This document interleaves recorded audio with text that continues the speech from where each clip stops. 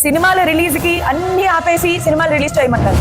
సినిమాలు రిలీజ్ అవుతున్నాయి అంటే పెద్ద పెద్ద మీటింగ్లు కండక్ట్ చేసి అర్జెంట్ గా టికెట్ ధర పెంచాలా వద్దా అని డిస్కషన్లు చేసి టికెట్ ధరలు పెంచాలనే నిర్ణయిస్తారు ఫైనల్ గా. కానీ ఇలాంటి ఎంటర్టైన్మెంట్ ఇండస్ట్రీకి ఇచ్చినంత వాల్యూ చదువుకి ఎందుకు ఇవ్వరు? చదువు కదా మోస్ట్ ఇంపార్టెంట్. విద్య, ఆరోగ్యం ఈ రెండు బాగుంటేనే ఒక దేశం గానీ ఒక ప్రాంతం గానీ బాగుంటుంది. కానీ ఒక దేశ భవిష్యత్తు, ఒక ప్రాంత భవిష్యత్తు దేని మీద ఆధారపడి ఉంటుంది? ఆ ప్రాంతం లేదా ఆ దేశం యొక్క యూత్ ఎడ్యుకేషన్ మీద డిపెండ్ అవుతుంది. ఎక్కడైతే యూత్ ప్రాపర్ ఎడ్యుకేషన్ ఉంటారో, ఒక యూత్ కి మంచి ఎడ్యుకేషన్ అందిస్తారు, స్కిల్ ఓరియంటెడ్ ఎడ్యుకేషన్ అందించగలుగుతారు, అక్కడ మిగతావన్నీ కూడా ఆటోమేటిక్ గా డెవలప్ అయిపోతాయి. బికాస్ ఒక యూత్ స్కిల్ఫుల్ అయినప్పుడు వాళ్ళు అన్ని రంగాలలోనూ కూడా వాళ్ళ ప్రతిభ చూపించగలుగుతారు. కానీ మన దౌర్భాగ్యానికి అదే విద్య మీద ఫోకస్ లేదు. బట్ నా దృష్టిలో చదువు అనేది చాలా ఇంపార్టెంట్. అది కూడా ఒక మధ్య తరగతి కుటుంబానికి. ఇప్పుడు ఒక స్టూడెంట్ ఫీ రియంబర్స్మెంట్ కోసం ఎందుకు వస్తారు? బికాస్ వాళ్ళకి ఆర్థిక భారం భరించలేక, ఇంజనీరింగ్ ఫీజులు కట్టుకోలేకే కదా కష్టపడి చదివి ర్యాంక్ తెచ్చుకునేది. ఎందుకు?